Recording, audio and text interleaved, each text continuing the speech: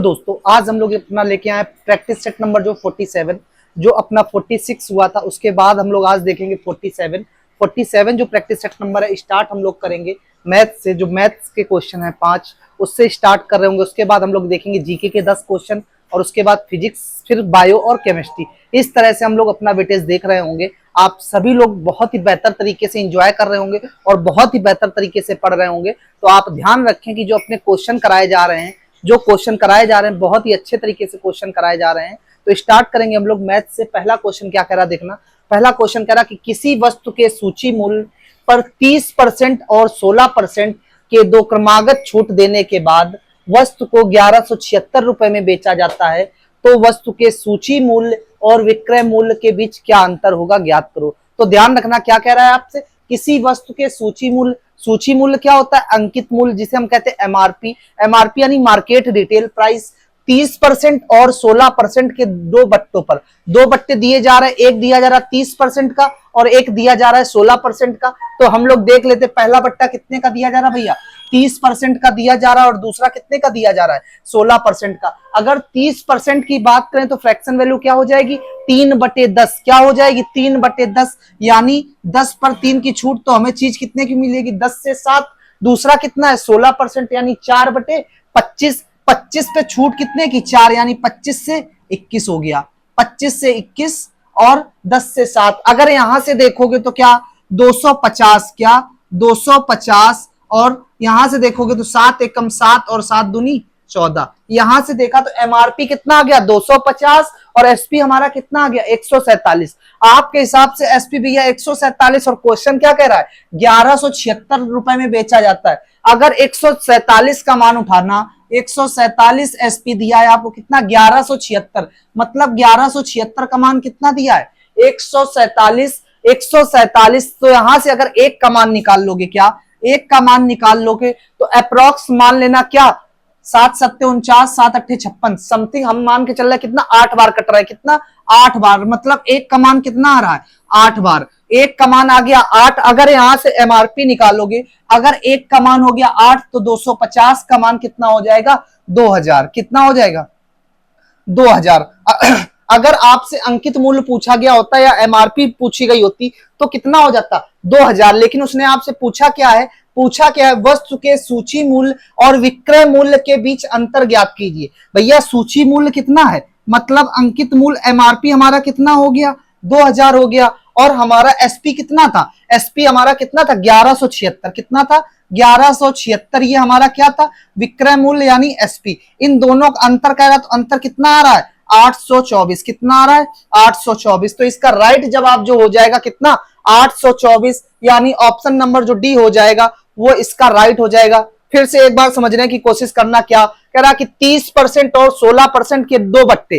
30% का मान अगर निकालोगे तो 30/100, 30/100 यानी 3/10। 3/10 का मतलब 10 पे 3 की छूट, तो 10 से 7। इसी तरह आप 16% को निकाल लोगे कितना 25 से 21, तो यहां आ गया 250, यहां आ गया 147। देखना क्या कह रहा है, आपको विक्रय मूल्य दिया गया है कितना 147, क्वेश्चन के हिसाब से 1176। 147 का मान 1176, तो एक का मान 8 हो जाएगा भैया। एक का मान अगर 8 हो गया तो एमआरपी अगर आपसे पूछा गया होता तो कितना हो जाता 2000। लेकिन आपसे एमआरपी नहीं पूछा गया, क्या पूछा गया एमआरपी और एसपी, अंकित मूल्य और विक्रय मूल्य के बीच का अंतर। तो 2000 और 1176 का अंतर निकाल लोगे कितना आ जाएगा 824, यानी ऑप्शन नंबर डी इसका राइट हो जाएगा आपका। नेक्स्ट क्वेश्चन पे आ जाओ। क्वेश्चन नंबर 2 क्या कह रहा है देखना। क्वेश्चन नंबर 2 कह रहा कि दो एक समान लंबाई की ट्रेन, क्या दो एक समान लंबाई की ट्रेन, दो ट्रेनें हैं भैया आपके पास, कह रहा एक समान लंबाई की ट्रेनें हैं, ठीक है।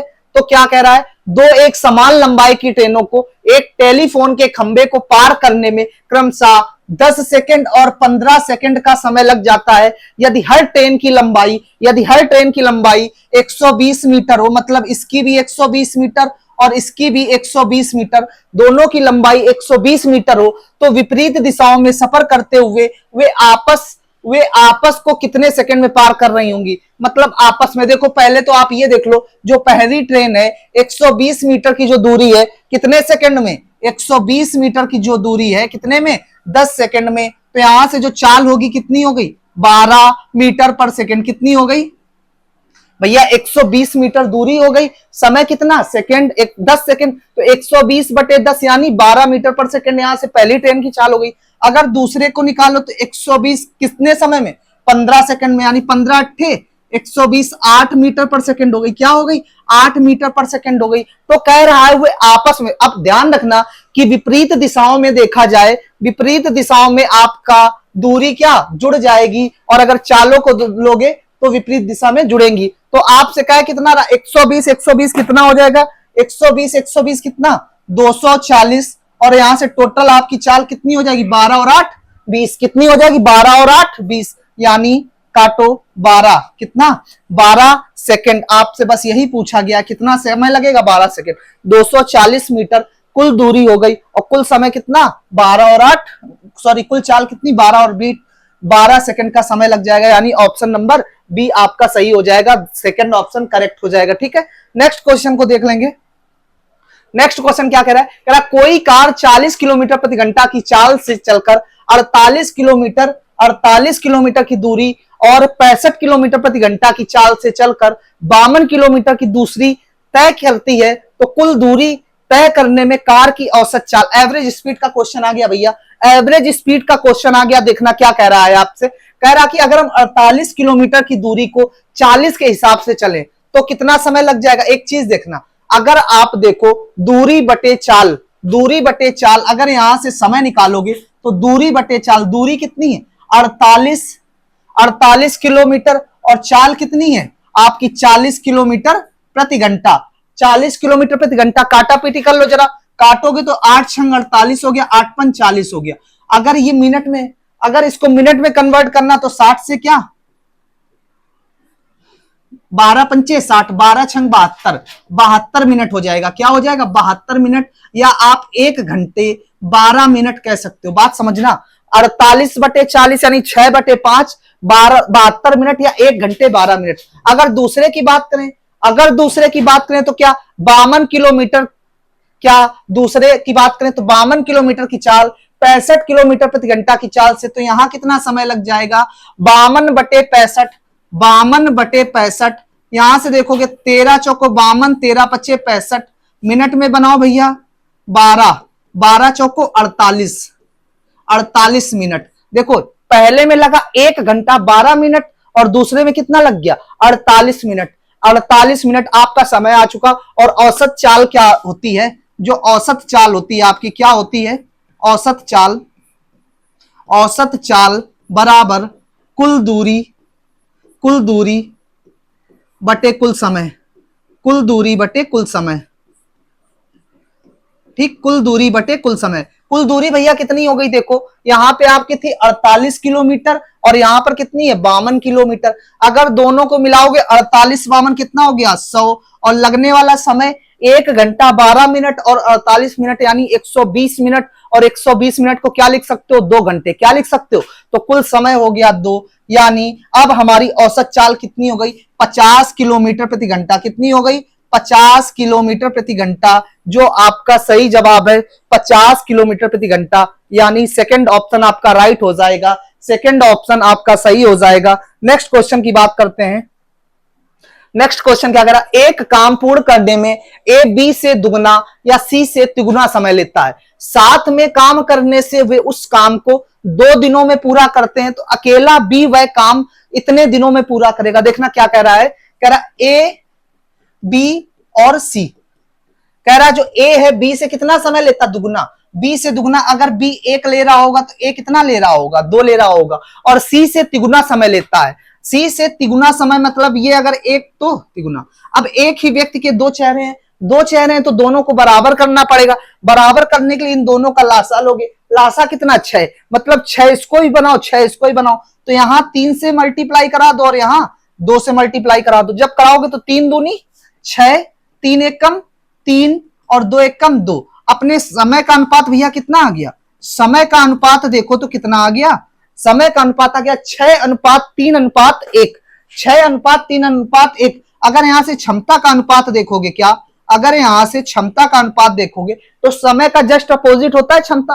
अगर समय हमारा 3:2 दिया है तो हमारी क्षमता कितनी 2:3। समय हमारा 1:2 तो क्षमता 2:3। अगर यहाँ पे अब 3 दिए गए तो क्या करोगे 1:6, 1:3, 1:2, मतलब 1/6, 1/3 और 1/2। ये हमारे उल्टे हो गए। अब इनका एलसीएम लोगे, एलसीएम 6, एलसीएम 6, एलसीएम भैया 6, यहां से आ गया 1, यहां से आ गया 2 और यहां से आ गया 3, 1:2:3। तो इनकी क्षमताओं का अनुपात कितना हो गया 1:2:3। अगर समय का अनुपात, इसका मतलब आपको एग्जाम में यूज नहीं करना है, आपको यहां से डायरेक्ट निकालना है कि समय हमारा 6, 3, 2 है, तो क्षमता कितनी ए और बी और सी की क्षमता हो गई 1:2:3 इनकी क्षमता हो जाती है। फिर आपसे कहा वे उस काम को 2 दिनों में पूरा करते हैं। कितने में 2 दिनों में पूरा करते हैं। अगर देखें तीनों मिलाकर 3, 2, 5 और 1, 6, तीनों मिलकर एक दिन में 6 काम करते हैं। काम कितने दिन कर रहे हैं 2 दिन।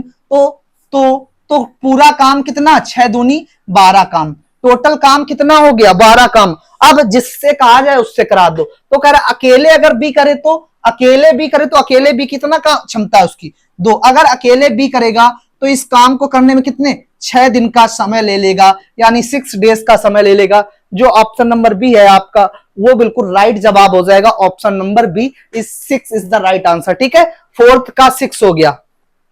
अब हम लोग बात करेंगे किसकी, नेक्स्ट क्वेश्चन। अरे बेसिक सा क्वेश्चन है, इसको आंसर कमेंट में मारो। कमेंट में मुझे आंसर चाहिए, इसको कमेंट में आंसर बताओ भैया।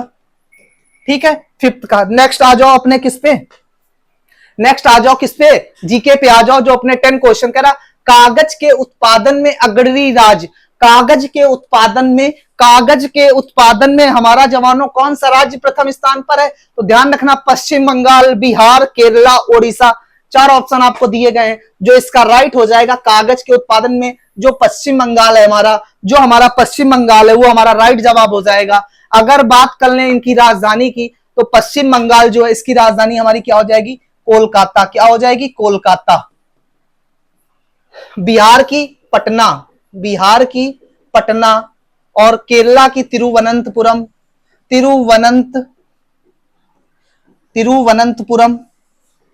और लास्ट क्या है ओडिशा की भुवनेश्वर। क्या ओडिशा की भुवनेश्वर।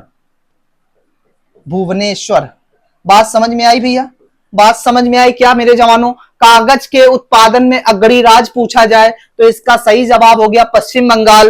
राजधानी की बात की जाए तो कोलकाता, बिहार की पटना, केरला की तिरुवनंतपुरम, ओडिशा की भुवनेश्वर। नेक्स्ट क्वेश्चन की बात करेंगे। नेक्स्ट क्वेश्चन क्या कह रहा है, कह रहा कि a thing of beauty is a joy for प्रवर। क्या a thing of beauty is a joy for prover। ध्यान रखना भैया, या तो आपको हिंदी में सीधा सीधा लिख के मिलेगा a thing of beauty is a joy for प्रवर, या a thing of beauty is a joy for प्रवर। ये किसकी लेखक हैं, इसके लेखक कौन है। तो आप ध्यान रखना ये बुक है जिसकी, उसका नाम आपको बताना है। इसका नाम है जॉन कीट्स। क्या है जॉन कीट्स। ठीक है, जॉन कीट्स इसका सही जवाब हो जाएगा। ऑप्शन नंबर जो ए दिया गया है जॉन कीट्स वो इसका सही जवाब हो जाएगा 7 का ए। नेक्स्ट क्वेश्चन की बात करेंगे। क्या नेक्स्ट क्वेश्चन कह रहा है, ये अपना रहा आने वाला ऐप। रोज मैं आपको बता रहा हूं भैया क्या कि जिसने भी नोट्स परचेस ना किए हो, अब हमारे पास 15 से 20 दिनों का समय बचा हुआ है, तो आप सभी लोग नोट्स परचेस कर लीजिए। जहां पे आपको फिजिक्स, केमिस्ट्री, बायो, जीके और मैथ सभी के नोट्स मिल जाएंगे। लगभग हर उसमें 3-3 हजार के आसपास क्वेश्चन है। इतने क्वेश्चन को अगर आप पढ़ लोगे मेरे जवानों तो यहाँ से सिलेक्शन रुकने वाला नहीं है। अगर सिलेक्शन रुक गया तो आप कहना। ठीक है, इतने नोट्स आपको पढ़ के जाने हैं और आपको 45 प्लस क्वेश्चन गिराने हैं। ठीक है, लमसम तो 50 गिरेंगे लेकिन 45 के नीचे नहीं आने। यहाँ पे आपको 10 सालों के प्रीवियस ईयर, 10 ईयर के जो प्रीवियस ईयर है वो भी मिल जाएंगे और 50 प्रीवियस ईयर पेपर मिल जाएंगे। सारी चीजें आपको आने वाला ऐप पे उपस्थित हैं, यहां से आप परचेस कर सकते हैं। नेक्स्ट क्वेश्चन की बात करते हैं। नेक्स्ट क्वेश्चन क्या है, कह रहा कि तमिलनाडु के निम्नलिखित त्योहारों में से कौन सा भगवान मुरुगा को समर्पित है। पहली बात तो वह कौन सा त्योहार है, कहाँ का त्योहार है भैया, तमिलनाडु का। ओणम, पोंगल, थाईपुसम आड़ी पेरुकू, किसको, पहली बात तो आप ध्यान रखना, मुरुगा, क्या, मुरुगा को संपर्क, भगवान कौन है, भगवान मुरुगा, भगवान मुरुगा को समर्पित है। ठीक है, तो ध्यान रखना जो अपना थाईपुसम त्योहार है, कौन सा, जो थाईपुसम त्योहार है ये भगवान मुरुगा को संबंधित है। और कहां का है मुरुगा, तमिलनाडु का, कहां का है, तमिलनाडु का, तमिलनाडु का। और तमिलनाडु की राजधानी क्या है, चेन्नई, तमिलनाडु की राजधानी क्या है, चेन्नई, ध्यान रखना। तो इसका सही जवाब हो गया थाईपुसम। ठीक है, थाईपुसम 8वें का तीसरा। नेक्स्ट क्वेश्चन की बात करेंगे, नेक्स्ट क्वेश्चन की बात करेंगे, करा काजू उगाने के लिए किस प्रकार की मृदा, ये होगा आपका मृदा, ठीक है, किस प्रकार की मृदा सबसे उपयुक्त होती है काजू उगाने के लिए, भैया किसको उगाने के लिए, काजू उगाने के लिए किस प्रकार की मृदा सबसे उपयुक्त होती है, तो क्या कहेंगे आप, लाल लैटेराइट मिट्टी, कौन सी, लाल लैटेराइट, लाल लैटेराइट मृदा कह लो या मिट्टी कह लो, मृदा कह लो या मिट्टी कह लो, किसके लिए, काजू उगाने के लिए किस प्रकार की मृदा सबसे उपयुक्त होती है, तो ये होती है लाल लैटेराइट मृदा। यानी ऑप्शन नंबर जो 4 है वो आपका बिल्कुल सटीक जवाब हो जाएगा, 9 का 4 हो जाएगा। ठीक है, अगर हम लोग बात करें किसकी, अगर हम लोग बात करें 10 की, तो भारतीय शास्त्रीय नृत्य के मुख्य स्रोत, नाट्य शास्त्र के रचयिता, ये बहुत बार आपका क्वेश्चन पूछा गया है, नाट्य शास्त्र के रचयिता, क्या, नाट्य शास्त्र के जो रचयिता हैं उनका नाम भैया क्या है, भरत मुनि, क्या है, भरत मुनि, क्या है, भरत मुनि। मेरे जवानों ध्यान रखना, नाट्य शास्त्र के जो रचयिता हैं भरत मुनि, जो ऑप्शन नंबर 2 में दिया गया है भरत मुनि, 10 का 2 सही हो जाएगा। अगर बात करें 11 की बात करें तो मनसबदारी पद्धति किसके द्वारा शुरू की गई थी, अकबर, जहांगीर, शेरशाह, बलबन। तो आप ध्यान रखना जो मनसबदारी, क्या, मनसबदारी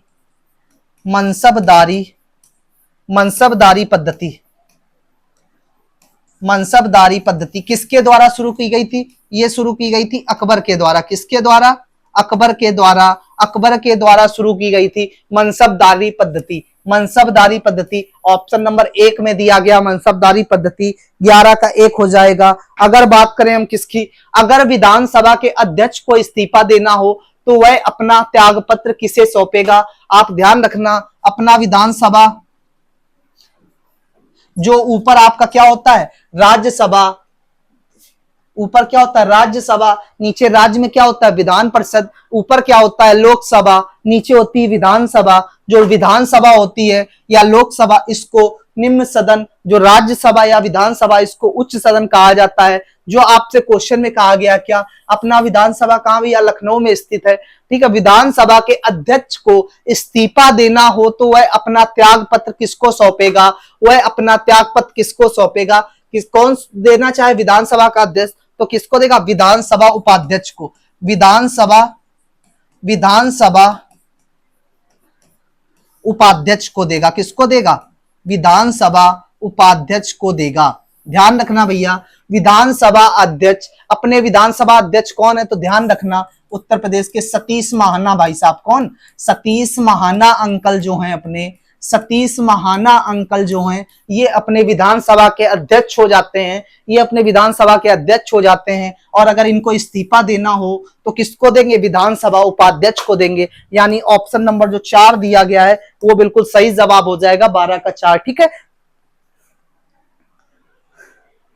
आ जाओ भैया, चुनाव याचिका का अधिकार किसको है, जो चुनाव याचिका है इसका अधिकार किसको है, संसद को है, सर्वोच्च न्यायालय को है, उच्च न्यायालय को है, या चुनाव आयोग को है। तो ध्यान रखना जो चुनाव याचिका का अधिकार उच्च न्यायालय यानी जो आपका हाई कोर्ट है, कौन सा, हाई कोर्ट, उसको है। ठीक है, और सुप्रीम कोर्ट क्या होता है, सर्वोच्च न्यायालय। क्वेश्चन नंबर 13 का तीसरा हो गया। अगर हम बात करें किसकी, देखना,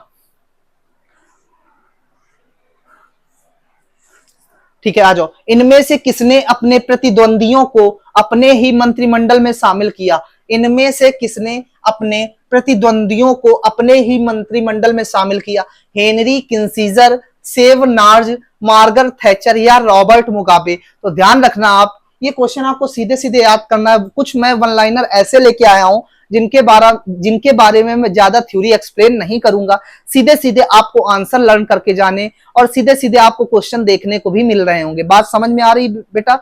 अगर आपको बात समझ में आ रही तो सीधे सीधे आपको आंसर लर्न करके जाने। ठीक है, क्या कह रहा है, इनमें से किसने अपने प्रतिद्वंदियों को अपने ही मंत्रिमंडल में शामिल किया? तो वो है Robert Mugabe. Robert Mugabe option number जो इसका 4 है वो बिल्कुल सही हो जाएगा। अगर हम बात करें 15 की, अगर हम बात करें जीके के लास्ट क्वेश्चन की, वह स्थान जहां प्राक अशोक ब्राह्मी लिपि का पता चला, वह स्थान जहां प्राक अशोक ब्राह्मी लिपि का पता चला है, तो क्या है? नागार्जुनी कोंडा है, अनुराधापुर है, या ब्रह्मगिरी, या मास्की। तो जो इसका मास्की ऑप्शन है वो बिल्कुल राइट हो जाएगा, वो इसका बिल्कुल राइट ऑप्शन हो जाएगा। 15 का 4 ध्यान रखना आप, जो 15 का 4 है वो बिल्कुल करेक्ट जवाब हो जाएगा। ठीक है, नेक्स्ट क्वेश्चन पे आ जाओ। नेक्स्ट क्वेश्चन क्या कह रहा है? नेक्स्ट क्वेश्चन क्या कह रहा है कि हेनरी हज ने कब फोटो इलेक्ट्रिक प्रभाव की खोज की? तो पहले तो आप ध्यान रखो क्या कि जो फोटो इलेक्ट्रिक इफेक्ट है, क्या है? Photo electric effect, photo electric effect, photo electric effect यानी फोटो इलेक्ट्रिक प्रभाव किसने खोज की? इसने हेनरिक हेज ने की। किसने? हेनरिक हेज ने की। ठीक, क्या याद रखना है कि जो फोटो इलेक्ट्रिक प्रभाव है इसकी खोज किसने की? हेनरिक हेज ने की। किसने की? हेनरिक हेज ने की इसकी खोज। तो ध्यान रखना, हेनरिक हेज खोज पूछी जाए तो है। और यह पाया कि इलेक्ट्रोडों पर चमकदार पराबैंगनी प्रकाश उनके बीच वोल्टेज में परिवर्तन का कारण बनता है। 1916 में, 1990 में, 1887 में, 1902। जो इसका राइट आंसर हो जाएगा 1887 यानी 16 का जो सी है वो राइट आंसर हो जाएगा। हम बात करेंगे किसकी? 17 की बात करेंगे। 17 की बात करेंगे, क्या कह रहा? किसी वस्तु को किसी अक्ष के परिता घुमाने पर, किसी वस्तु को एक अक्ष मानकर उसके परिता घुमाने के बल के माप को क्या कहा जाता है? मान लो ये अक्ष है, इसके अक्ष को मानकर किसी वस्तु को इसके परिता घुमाया जाए तो उसको क्या कहा जाएगा? उसको कहा जाएगा बल आघूर्ण। क्या कहा जाएगा? ऑप्शन नंबर सी, बल आघूर्ण इसका करेक्ट जवाब हो जाएगा। अगर हम बात करें किसकी? 18 की बात कर लें, कह रहा कि शुद्ध गतिक श्यानता की गॉस इकाई क्या है? Gaussian unit. क्या? गॉसियन यूनिट क्या है? शुद्ध गतिक श्यानता की गॉसियन इकाई क्या है? तो ध्यान रखना, डॉस है, स्टोक्स है, जूल है, एम्पियर है। एम्पियर किसकी है? एम्पियर है आपकी वैद्युत धारा। किसकी? वैद्युत धारा यानी इलेक्ट्रिक करंट। किसकी है? Electric current. ठीक है, और जूल किसकी है? वर्क एंड एनर्जी, कार्य और ऊर्जा। वर्क एंड एनर्जी इन दोनों की ही क्या है आपकी? जूल। जो इसका सही जवाब है आपका स्टोक्स हो जाएगा, यानी ऑप्शन नंबर बी, शुद्ध गतिक श्यानता की गॉस इकाई क्या है? स्टोक्स। ठीक है, नेक्स्ट की बात करेंगे हम लोग। नेक्स्ट की बात करेंगे, कह रहा यदि एक ईंट पर 7 न्यूटन का बल लगाया जाए और 5 मीटर तक उस गति करती है, 5 मीटर तक गति करती है, तो किया गया कार्य क्या होगा? तो यूनिट देखो, न्यूटन किसकी होती? बल की। तो आपको बल यानी फोर्स का जो मान दिया गया कितना? 7 न्यूटन दिया गया है, 7 न्यूटन दिया गया है। और जो एस का मान दिया है 5 मीटर दिया है। क्या दिया है? 5 मीटर। और यहां से आपको कार्य पूछा गया यानी डब्ल्यू। तो ध्यान रखना एक formula, W is equal to F into S. क्या हो जाता है? W is equal to F into S, जहां पर F का मान आपको दिया है 7 और इसका दिया है 5। 7 पन्ना 35। अब आपको ध्यान रखना कि इसकी यूनिट क्या होगी? 35 जूल। 35 अर्ग भी दी है, लेकिन अर्ग सीजीएस इकाई होती है कार्य की, लेकिन जो एसआई यूनिट होती है वो क्या होती है? जूल होती है। तो इसका आंसर कितना आ जाएगा? 35 जूल यानी डी, ऑप्शन 19 का डी। अगर हम लोग बात करें किसकी? अगर हम बात करें 20 की, करा दिए गए विकल्पों में से कौन सा विकल्प प्रतिध्वनि उत्पन्न करता है? ऑप्शन नंबर ए, जब ध्वनि तरंगे किसी ठोस माध्यम से होकर गुजरती हैं, जब ध्वनि तरंगे निर्वात से होकर गुजरती हैं, जब ध्वनि परावर्तित होती हैं या जब ध्वनि तरंगे किसी तरल माध्यम से होकर गुजरती हैं। तो ध्यान रखना कि ध्वनि जो क्या दिए गए विकल्पों में से कौन सा विकल्प प्रतिध्वनि उत्पन्न करता है, जो उत्पन्न करता, तो जब ध्वनि परावर्तित होती हैं। ऑप्शन नंबर जो सी दिया गया है, जब ध्वनि परावर्तित होती हैं, 20 का सी बिल्कुल करेक्ट जवाब हो जाएगा। अगर हम बात करें नेक्स्ट बायो के क्वेश्चन की, कह रहा है कि दंत प्लवक बनने के कारण की पहचान है। ऑप्शन नंबर ए दिया गया है, बहुत सारी जीवाणु कोशिकाएं भोजन के कणों के साथ मिलकर दांतों में चिपक जाती हैं, या बी जब जीवाणु शर्करा पर क्रिया करके अम्ल उत्पन्न करता है, या सी लाल मज्जा से चिपक जाती हैं, या लास्ट जब अम्ल दांतों में चिपक जाता है। ठीक है, जो ए ऑप्शन है क्या कह रहा है कि बहुत सारी जीवाणु कोशिकाएं भोजन के कणों के साथ मिलकर दांतों से चिपक जाती हैं, मतलब 21 का जो एक सही जवाब है 21 का ए हो जाएगा। ए इज द राइट आंसर 21 का। 22 की अगर बात कर लें, क्या है, संघ यानी फाइलम का शरीर अखंडित और पृष्ठीय रूप से चपटा होता है। अखंडित और पृष्ठीय रूप से चपटा होता है, क्या कह रहा, प्लेटी हेलमेंथीज या सीलेंट्रेटा मोलस्का या आर्थ्रोपोडा। तो आप ध्यान रखना जो संघ फाइलम है हमारा उसका हो जाएगा प्लेटी हेलमेंथीज, यानी option number A is the right answer. Question number 22 का ए सही हो जाएगा। अगर बात करें क्वेश्चन नंबर 23 की बात करें तो कह रहा निम्नलिखित में से निकोटीन, ध्यान रखना क्या, निकोटीन, तो निकोटीन किसमें पाया जाता है, जो अपना निकोटीन होता है किसमें पाया जाता है, तंबाकू में। किसमें, तंबाकू में। किसमें पाया जाता है, तंबाकू में। तो आपसे कहा गया निम्नलिखित में से किसमें निकोटीन अधिक मात्रा में पाया जाता है, तो ध्यान रखना तंबाकू में निकोटीन है सर्वाधिक मात्रा में पाया जाता है। चाय और कॉफी में कैफीन पाया जाता है। ध्यान रखना ये आपको सारी बातें, ठीक है, सारी बातें। 23 का ऑप्शन नंबर डी सही हो जाएगा। अगर बात करें हम लोग 24 की बात करें तो क्या करना है, देखो विटामिन शब्द आ गया, विटामिन शब्द आ गया। कौन सा विटामिन लाल रक्त कोशिकाओं के निर्माण, तंत्रिकीय कार्य प्रणाली और डीएनए संश्लेषण से जुड़ा हुआ है। तो विटामिन B12 इसका जो सही जवाब है विटामिन B12 ही है। आपको पता है इसका काम क्या होता है, एनीमिया इससे होने वाला रोग है। इसका रासायनिक नाम साइनोकोबालिन है। इसी को हम लोग कोबालमाइन भी कहते हैं और कोबाल्ट धातु भी पाई जाती है। तो सबसे पहला इसका नाम लिखोगे आप साइनोकोबालिन। क्या, साइनोकोबालिन, साइनोकोबालिन, ठीक, या कोबालमाइन, कोबालमाइन, ठीक, कोबालमाइन। इसमें आपकी कोबाल्ट धातु पाई जाती है। कौन सी धातु, कोबाल्ट धातु पाई जाती है, ठीक, कोबाल्ट, जो उपयोगी कैंसर के लिए होती है। अगर हम आपसे कहें इससे होने वाला जो रोग है एनीमिया, कौन सा, एनीमिया, इसकी कमी से होने वाला जो रोग है एनीमिया यानी रक्त की कमी होती है। विटामिन के जिसका नाम है फिलोक्यूनोन,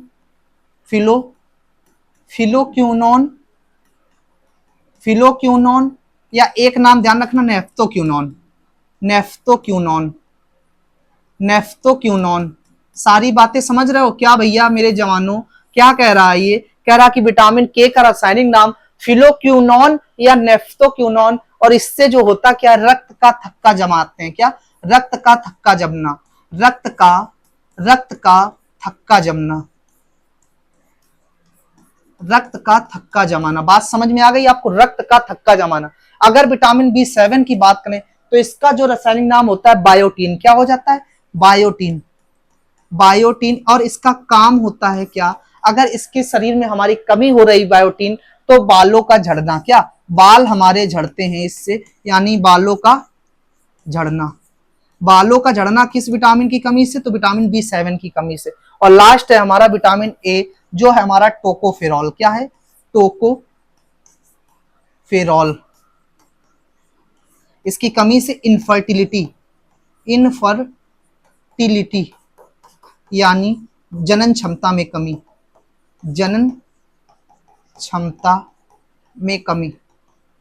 यानी बांझपन। पुरुषों में जनन क्षमता में कमी होती है महिलाओं में ये बांझपन कहलाता है। सारी बातें समझ में आ गई। विटामिन B12 को साइनोकोबालिन, कोबलमाइन, इससे होने वाली कमी से रोग एनीमिया, और इसमें कोबाल्ट 60 यानी कोबाल्ट धातु पाई जाती है। विटामिन के जिसे फिलोक्यूनोन या निफ्टोक्यूनोन कहते हैं, साथ ही साथ इसकी कमी से रक्त का थक्का जमना काम होता है। बायोटिन, बालों का झड़ना, टोकोफेरॉल। अगर बात करें विटामिन डी तो कैल्सीफेरॉल, कैल्सीफेरॉल, और साथ ही साथ क्या इससे होने वाला जो आपका रोग है रिकेट्स, मतलब बच्चों की जो हड्डियां होती हैं वो कमजोर हो जाती हैं, बच्चों का जो पैरों का स्ट्रक्चर वो फैल जाता है हड्डियां कमजोर होने के कारण, तो रिकेट्स इसी से होने वाला है विटामिन डी से। लेकिन जो बड़ों में रोग होता है उसको कहते हैं ऑस्ट्रोमलेशिया। उसको क्या कहते हैं? ऑस्ट्रोमलेशिया। ये बड़ों में होने वाला रोग है विटामिन डी की कमी से। विटामिन सी, एस्कॉर्बिक एसिड, इसकी कमी से होने वाला रोग स्कर्वी हो जाता है। विटामिन B1 थाइमीन, इसकी कमी से होने वाला रोग बेरीबेरी। विटामिन ए रेटिनॉल, इसकी कमी से होने वाला रतौंधी यानी नाइट ब्लाइंडनेस हो जाता है। ये सारी बातें आपको बता रखी है मैंने विटामिन से, लेकिन इसका जो राइट जवाब हो जाएगा ए ऑप्शन विटामिन B12। 25 की अगर हम बात करें, 25 की अगर हम बात करें, क्या कह रहा है कि निम्नलिखित में से कौन सा खाद्य पदार्थ, निम्नलिखित में से कौन सा खाद्य पदार्थ रक्तचाप बढ़ा सकता है? फाइबर से भरपूर भोजन, प्रोटीन से भरपूर भोजन, कम नमक और कम चीनी वाला भोजन, नमक, चीनी और संतृप्त या ट्रांस वसा से भरपूर भोजन। तो ध्यान रखना क्या कि निम्नलिखित में से कौन सा खाद्य पदार्थ रक्तचाप बढ़ा सकता है? तो अपना नमक, चीनी, संतृप्त या ट्रांस वसा से भरपूर भोजन, जो ऑप्शन नंबर डी दिया गया है वो इसका सटीक जवाब है 25 का डी। अब लोग नेक्स्ट बात करेंगे 26 क्या कह रहा है। 26 क्वेश्चन कह रहा है क्या, देखना, लहसुन किसका अच्छा स्रोत है? जो लहसुन है हमारा किसका अच्छा स्रोत है? तो आप ध्यान रखेंगे किसका? मैग्नीज और सेलेनियम का। किसका? मैग्नीज, मैग्नीज और सेलेनियम, सेलेनियम। ठीक है, लहसुन किसका है? मैग्नीज और सेलेनियम, जो ऑप्शन में आपके दिया गया है सी में, जो इसका राइट हो जाएगा मैग्नीज और सेलेनियम। ठीक है, नेक्स्ट 27 की बात करें हम लोग।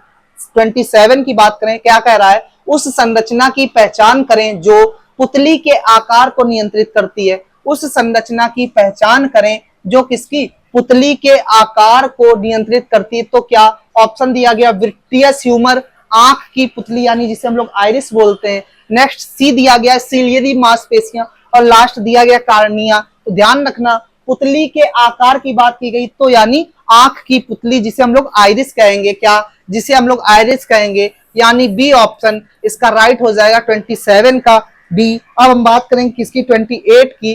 28 क्या कह रहा, देखना, कह रहा उस जीव की पहचान कीजिए, उस जीव की पहचान कीजिए जो जैव संदीप्ति दर्शाता है। ये सीधा क्वेश्चन आपको लर्न करके जाना है। इसके ऑप्शन जो है थोड़े से टफ हैं, आपको सीधा याद करके जाना। क्या? उस जीव की पहचान कीजिए जो जैव संदीप्ति, क्या? जैव संदीप्ति दर्शाता है। ऑप्शन दिए गए फैसियोला, जिसे टेनोप्लाना, यकृत पड़ाव या फीताकृमि। तो इसका जो राइट आंसर है टेनोप्लाना। क्या हो जाएगा? टेनोप्लाना इसका राइट आंसर हो जाएगा 28 का टेनोप्लाना। ठीक है, नेक्स्ट क्वेश्चन की बात करेंगे। नेक्स्ट क्वेश्चन की बात करेंगे, नेक्स्ट क्वेश्चन की बात करेंगे। देखिए, वृक्कों और इसके कार्यों के संबंध में निम्नलिखित में से कौन सा कथन सही नहीं है? उनकी मूल कार्यात्मक इकाइयों को वृक्क प्राणु कहा जाता है, यानी नेफ्रॉन। ध्यान रखना, नेफ्रॉन किसको कहते हैं? जो हमारे किडनी की यूनिट होती है। किसकी? किडनी की यूनिट होती है। किडनी की यूनिट जो होती है इसको क्या कहते हैं? नेफ्रॉन। ध्यान रखना, नेफ्रॉन।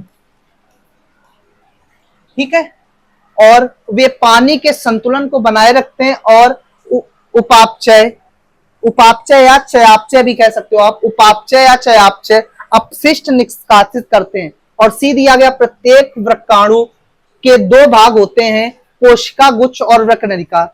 आप ध्यान रखना, इसमें डी ऑप्शन थोड़ा सा कट रहा है, इसको आपको दिखा दिया जाएगा। जो सही ऑप्शन है इसका डी ही है।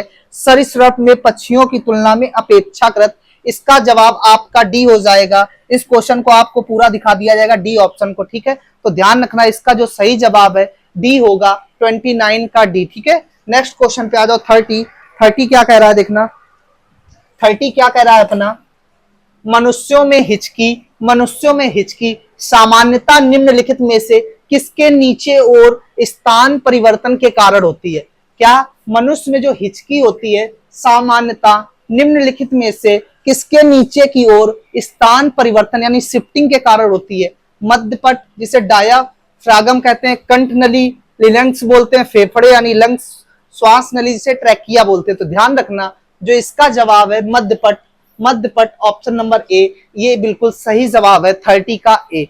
31 की बात करो भैया, 31 की बात करो, कह रहा निम्नलिखित में से कौन सा एसिड चींटी के काटने में मौजूद होता है? किसके? चींटी के काटने में। अब ध्यान रखना आप, क्या चींटी किसी की भी बात की जाए जिसमें डंक पाया जाएगा, क्या डंक पाया जाएगा जिसमें, तो डंक की बात की जाए तो आप ध्यान रखना इसमें फॉर्मिक एसिड पाया जाता है। कौन सा एसिड?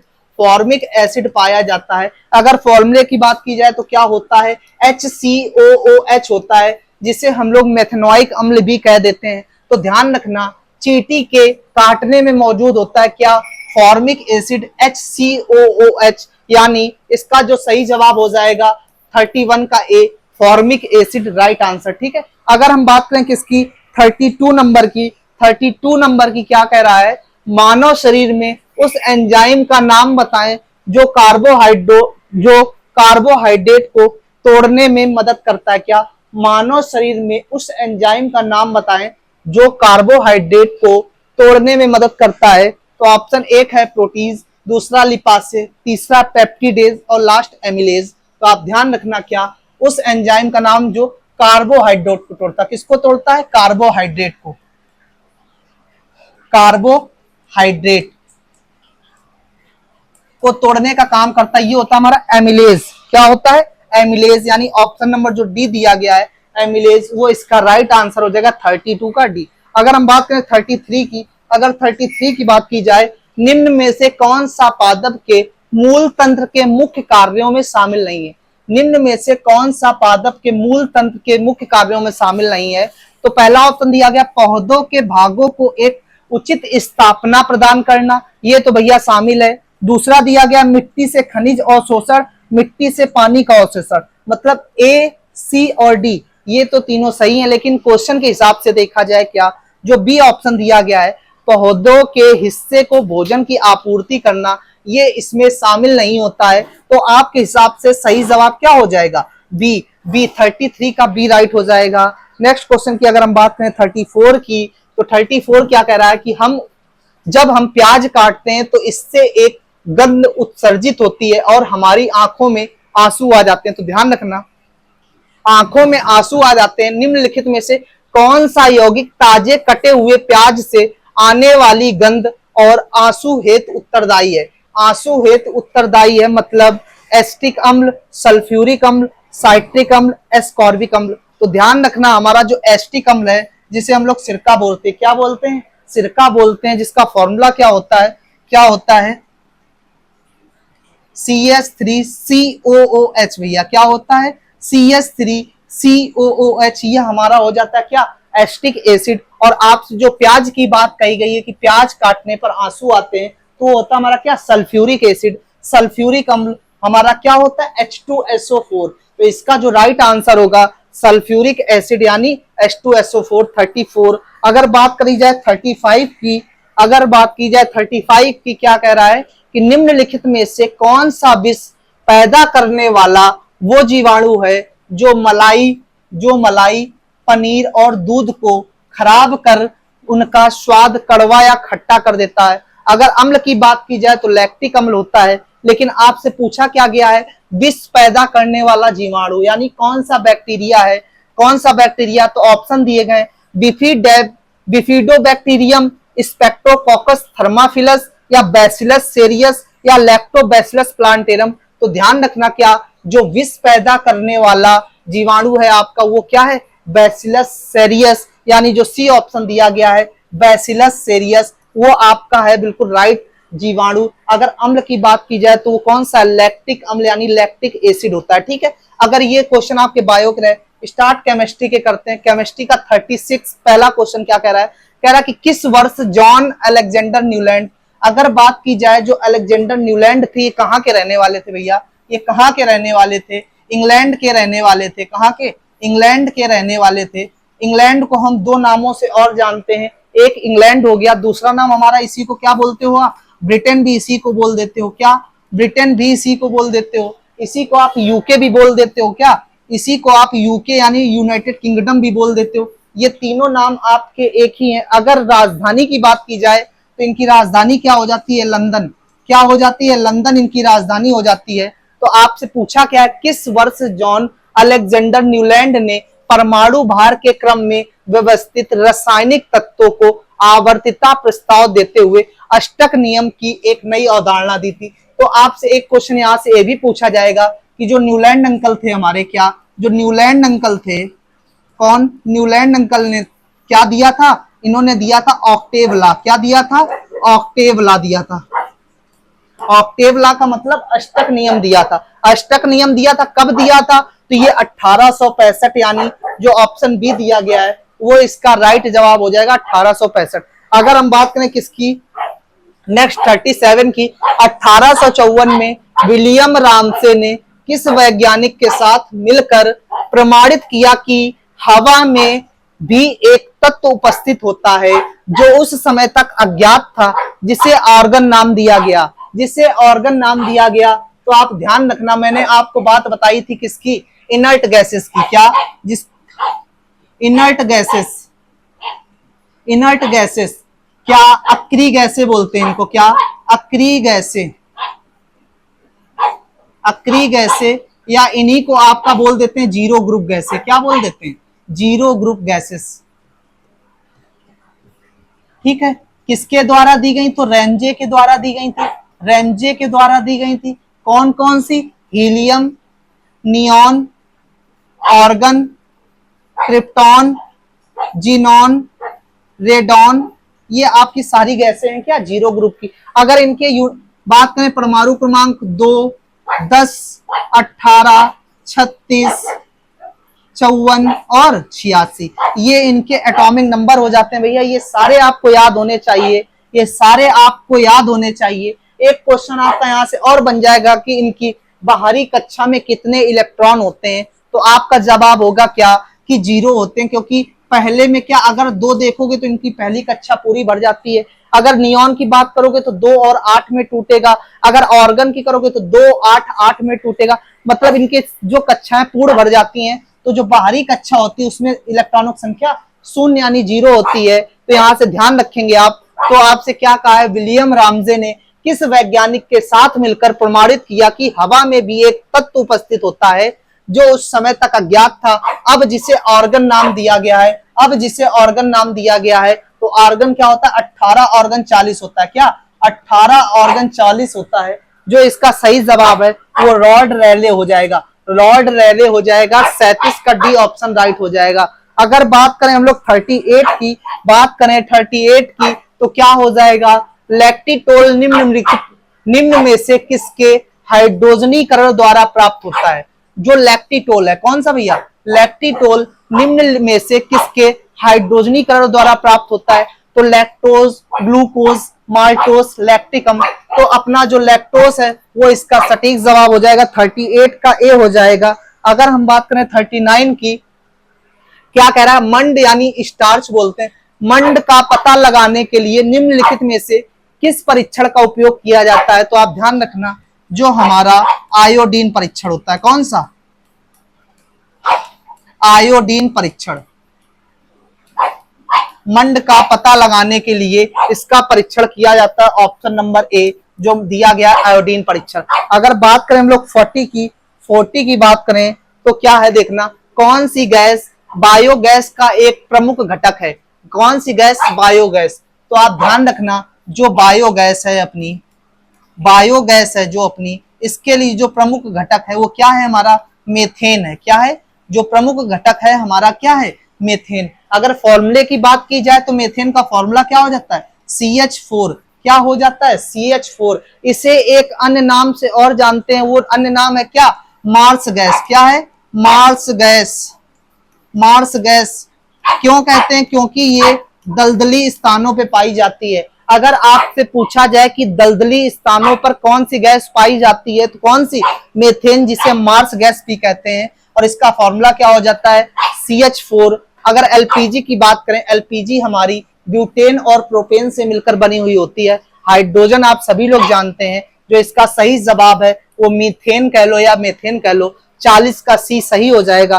अगर बात हम 41 की करें, अगर हम बात 41 की करें तो क्या है, कौन सा एस ब्लॉक तत्व एक चांदी के समान सफेद धातु है जिसका उपयोग जायरोस्कोप, कमानी, विद्युत संपर्क, स्पॉट वेल्डिंग, इलेक्ट्रोड और गैस स्पार्किंग उपकरण बनाने के लिए तांबे या निकिल के मिश्र धातु में किया जाता है? तो बेरिलियम, सीजियम, फ्रेंसियम या रूबीजियम। तो इसका जो सही जवाब है बेरिलियम हो जाएगा, 41 का ए। जो 41 का ए। 42 की अगर बात करें, एनहाइड्राइट की जलयोजन अभिक्रिया के दौरान कौन सा उत्पादन बनता है? तो केओलिन बनता है, जिप्सम बनता है, मैग्नेसाइट या लाइमोनाइट। तो ध्यान रखना क्या, एनहाइड्राइट की जो जलयोजन अभिक्रिया है वो होता है केओलिन, केओलिन, यानी 42 का ए। अगर हम बात करें किसकी, 43 की बात करें, 43 की, तो क्या होता है देखो, आणविक सूत्र CaH40 वाले उस रासायनिक यौगिक का नाम क्या है जिसका उपयोग मुख्यतः एक्रेलिक अम्ल या एक्रिलेट एस्टर के उत्पादन के लिए किया जाता है? का CaH40 वाले उस रासायनिक यौगिक का नाम तो क्या है? वनीलिन है, एक्रोलिन है, नेफ्थाल्डिहाइड है, मस्कोन है। तो जो इसका जवाब है क्या है, एक्रोलिन, यानी ऑप्शन नंबर बी जो दिया गया एक्रोलिन, 43 का बी ऑप्शन राइट हो जाएगा। अगर हम बात करें किसकी, अगर हम बात करें 44 की, अगर बात करें 44 की, तो क्या है, ग्लाइकोजन की एकलक इकाई क्या है? जो अपना ग्लाइकोजन है इसकी एकलक इकाई क्या है? ग्लैक्टोज है, फ्रक्टोज है, ग्लूकोज है या मैनोज है? तो आप ध्यान रखना क्या, जो 44 है अपना, इसका सही जवाब ग्लाइकोजन की एकलक इकाई क्या, ग्लाइकोजन की एकलक इकाई क्या हो जाएगी आपकी? ग्लूकोज हो जाएगी। क्या हो जाएगी? ग्लूकोज हो जाएगी। और ग्लूकोज का फॉर्मूला क्या होता है? C6H12O6। ये आपका हो जाएगा सही जवाब ग्लूकोज। ऑप्शन नंबर सी इसका राइट हो जाएगा, 44 का सी। अगर 45 की बात करें, तो क्या हो जाएगा, कह रहा कि निम्नलिखित में से कौन सा कथन क्रिस्टलीय ठोस की विशेषताओं को सबसे अच्छा वर्णन करता है? तो ध्यान रखना, चार ऑप्शन दिए, गर्म करने पर अचानक ठोस से द्रव में बदलना। तो जो क्रिस्टलीय ठोस होते हैं उनका एक यही रीजन होता है, अगर इनको गर्म करोगे आप तो ठोस से द्रव में बदल जाएंगे। दूसरा ऑप्शन दिया, एक विषम 3 विमीय विन्यास होता है। सी दिया गया, इनका कोई सटीक गलनांक नहीं होता है, आसानी से ज्यामितीय विरूपण का अनुभव करता है। तो इसका जो सटीक जवाब है क्या, गर्म करने पर अचानक ठोस से द्रव में बदलता है। ऑप्शन ए आपका राइट हो जाएगा। 45 46 की अगर बात करें, 46 की बात करें तो क्या हो जाएगा, देखो, निम्नलिखित में से कौन सी सीधी श्रृंखला यहां कर लेना, क्या सीधी श्रृंखला एल्केन। एल्केन का सामान्य सूत्र अगर पूछें क्या होता है, एल्केन का सामान्य सूत्र, आपसे सीधा क्वेश्चन पूछा जाएगा कि जो हमारा एल्केन होता है उसका सामान्य सूत्र क्या होता है, तो क्या कह रहे होगे, CnH2n+2। क्या कह रहे होगे, CnH2n+2 इसका सामान्य सूत्र हो जाएगा, जिसमें 12 कार्बन परमाणु होते हैं जिनका उपयोग मिट्टी के तेल और कुछ जेट ईंधन अनुसंधान और रबड़ कागज प्रसंस्करण उद्योग में एक प्रमुख घटक के रूप में किया जाता है। तो उसके लिए अंडरकेन, आइकोसेन या डोडेकेन या हेस्टाडेकेन। तो ध्यान रखना, इसको क्या बोलोगे, डोडेकेन। क्या बोल दोगे, डोडेकेन, मतलब 46 का सी। अगर हम बात करें 47 की, तो क्या होगा, 1860 दशक में किसने कार्बन डाइऑक्साइड यानी CO2 में दाब, ताप और आयतन के संबंधों को व्यक्त करने वाले गैसीय नियम की गहन जांच की थी? उसको क्या बोलोगे, थॉमस एंडर्स। क्या बोल दोगे, थॉमस एंडर्स बोल दोगे, यानी ऑप्शन ए बोल दोगे, थॉमस एंडर्स। 48 क्या कह रहा है देखना, 48 कह रहा है क्या, जल की कठोरता, आप ध्यान रखना, जो जल की कठोरता होती, क्या जल की कठोरता को किसमें मापते हैं, किसमें मापते हैं, तो ध्यान रखना किसमें, पीपीएम में मापते हैं, किसमें, पीपीएम में मापते हैं। जो ऑप्शन आपको दिया गया है पीपीएम, मोल, मोलरता या नॉर्मलता, तो जो जल की कठोरता होगी उसको आप किसमें माप दोगे, पीपीएन, यानी ऑप्शन नंबर ए। 49 की अगर बात करो, 49 की बात करो, एसिल हैलाइड यौगिकों के आईयूपीएसी समूह का पूर्व लग्न क्या है, पूर्व लग्न क्या है, ऑप्शन दिया गया है एल्को कॉर्सिकॉर्बोनिल, हेलोकार्बोनिल, साइनो या कोमाइल। तो ध्यान रखना एसिल हाइलाइड यौगिकों के आईयूपीएसी समूह को हम लोग हेलो कार्बोनिल कहते हैं, यानी option number B. Last question, last question क्या कह रहा है, देखना लास्ट क्वेश्चन क्या कह रहा है। लास्ट क्वेश्चन आपसे कह रहा है कि 1937 में सर क्रिस्टोफर गोल्ड, कौन, सर नाम ध्यान रखना, सर क्रिस्टोफर गोल्ड के साथ किसने एल्किल हाइलाइड और संबंधित यौगिकों के साथ नाभिक स्नेही प्रतिस्थापन अभिक्रियाओं का प्रस्ताव रखना था, कौन, सन 1937 में सर क्रिस्टोफर गोल्ड, क्या नाम है, सर क्रिस्टोफर गोल्ड। चार ऑप्शन दिए गए हैं, Edward Davis Hughes, Sergei Winogradsky, Jacobus Hendricks, Victor Grignard. तो कौन थे 1937 में सन क्रिस्टोफर गोल्ड, और इनके साथ कौन थे, एडवर्ड डेविस ह्यूजेस। क्या एडवर्ड डेविस ह्यूजेस। ये आपके आज के 50 क्वेश्चन रहे, ये आपके 50 क्वेश्चन रहे। और आप सभी लोगों को काम क्या करना है, आप सभी लोगों को काम करना है कि नोट्स जितने भी आपको प्रोवाइड किए जा रहे हैं, या आपने जिसने भी नोट्स अभी परचेस नहीं किए, तो जो भी टाइम आपका अभी बच रहा है, नोट्स परचेस करके सारे क्वेश्चन जो भी आपको दिए गए हैं, लमसम फिजिक्स केमिस्ट्री बायो में 3-3 हजार के आसपास क्वेश्चन है, उन सभी क्वेश्चन को आप पढ़ के जाइए। बहुत ही अच्छे क्वेश्चन है, जितना भी क्वेश्चन कराया गया बहुत ही अच्छा, और उसमें जो मिलेगा आपको वो भी बहुत अच्छे क्वेश्चन है। और आपके 50 प्रीवियर ईयर पेपर हैं, साथ ही साथ 10 ईयर के पीछे के प्रैक्टिस सेट हैं और सारे नोट्स। तो जिसने भी परचेस नहीं किए हैं तो परचेस कर सकता है, और कम समय में अपनी तैयारी को आप मजबूत कर सकते हैं। आप अपनी तैयारी को इसी तरह मजबूत करते रहिए, हम लोग आपके साथ हैं, ठीक है। तो आप लोग पढ़ते रहिए, खुश रहिए, धन्यवाद, जय हिंद, मिलते हैं कल।